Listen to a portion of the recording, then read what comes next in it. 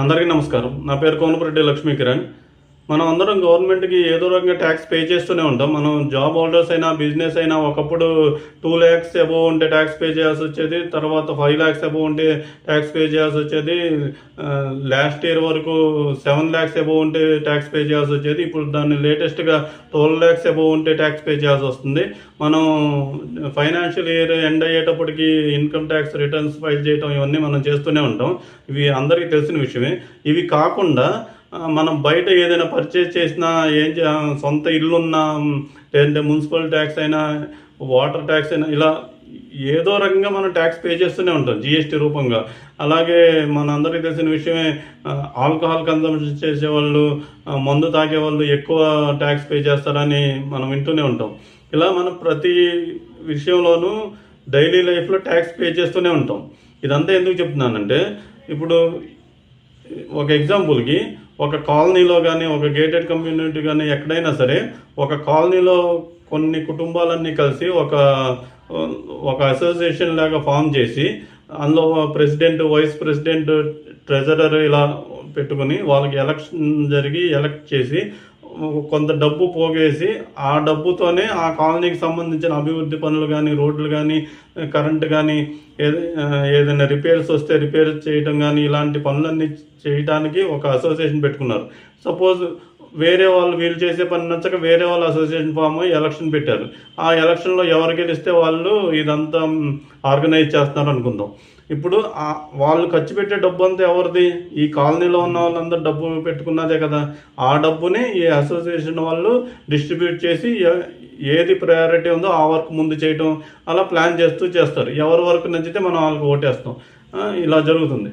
ఇలాగే ఇదంతా ఎందుకు చెప్తున్నానంటే, మన రాజకీయ నాయకుల్లో కూడా వాళ్ళు సీఎం అయినా సరే, వేరే అధికారంలో ఉన్నా సరే, వేరే మంత్రి పదవుల్లో ఉన్నా సరే, వాళ్ళందరూ ఎవరు అసలు?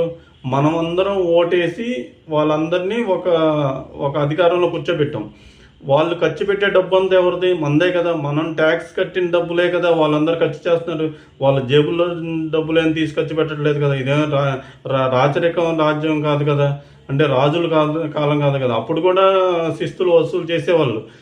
నేను ఎందుకు చెప్తున్నానంటే, వాళ్ళు మనం పే చేసిన ట్యాక్స్ డబ్బుల్ని ఎలా డిస్ట్రిబ్యూట్ చేయాలి, ఎలా విద్యా వైద్యానికి డబ్బులు ఇవ్వాలా, రోడ్లు వేయాలా, ఎలాంటి అభివృద్ధి పనులు చేయాలి, ఎవరైనా నిజంగా కష్టాల్లో ఉంటే వాళ్ళకి ఇవ్వాలా డబ్బులు, ఇలా మనం పే చేసిన ట్యాక్స్ని సరైన పద్ధతిలో వినియోగించాలి కదా. అందుకే కదా వాళ్ళని ఎలక్ట్ చేసుకున్నది. ఈ రాష్ట్రాన్ని కానీ, దేశాన్ని కానీ పరిపాలించమని మనం ఎలక్ట్ చేసుకున్నది కదా. అలా కాకుండా మనం అందరం ఎలాంటి పాయింట్ ఆఫ్ వ్యూలో ఆలోచిస్తున్నాం చూడండి. వాళ్ళందరూ ఒక స్టేజ్లో ఉన్నారు, మనం అందరం వాళ్ళ కింద బానిసలాగా. అంటే బానిసలు అంటే నా ఉద్దేశం, వాళ్ళు వస్తున్నారంటే, ఇప్పుడు ఎగ్జాంపుల్కి ఒక నాయకుడు ఏదైనా తప్పు చేశాడు అనుకుందాం. ఈయన ఈ తప్పు చేశాడు అనగానే వాళ్ళని అభిమానించే వాళ్ళందరూ ఏం చేస్తారు?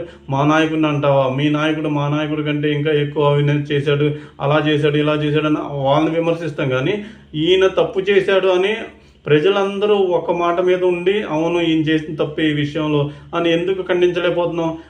అంటే గుడ్డిగా ఒక నాయకుడిని ఎందుకు ఫాలో అయిపోతున్నాం? మనలో ఆ మార్పు ఎందుకు రావట్లేదు?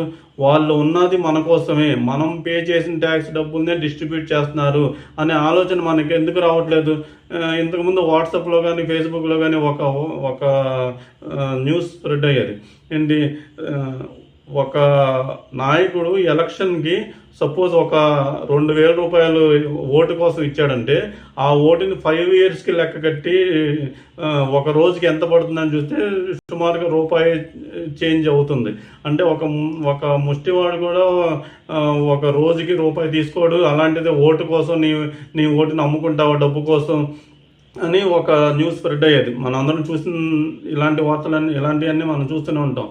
అంటే ఇలా ఆలోచించడమే కానీ ఇలా ఆ న్యూస్ చూసి ఫార్వర్డ్ చేయడమే కానీ నిజంగా ఆలోచన మనకు ఎందుకు రావట్లేదు? నాయకుడు అనే అతను మనం ఓటేస్తేనే ఒకవేళ గెలిచిన తర్వాత అయినా సరే వాళ్ళు చేసే ప్రతి పని మన డబ్బులే, ఆ డబ్బులని మన డబ్బులే మన కోసం ఖర్చు పెడుతున్నారు, వాళ్ళు ఏం పైనుండి ఎక్కడో దిగి రాలేదు అనే ఆలోచన మనకు ఎందుకు రావట్లేదు? అలాగే కొంతమందిని చూస్తాం, మా నాయకుడు బర్త్డేకి నా డబ్బులు ఖర్చు పెట్టి నేను కేక్ కట్ చేస్తాను, బ్లడ్ డొనేట్ చేస్తాను. బ్లడ్ డొనేట్ చేస్తే మంచిది అనుకోండి, ఇలా కేక్ కట్ చేయటం, ఇలా ఫంక్షన్ పార్టీలు చేయటం ఇలాంటివి చూస్తూ ఉంటాం కొంతమందిని. అంటే అభిమానం ఉండొచ్చు.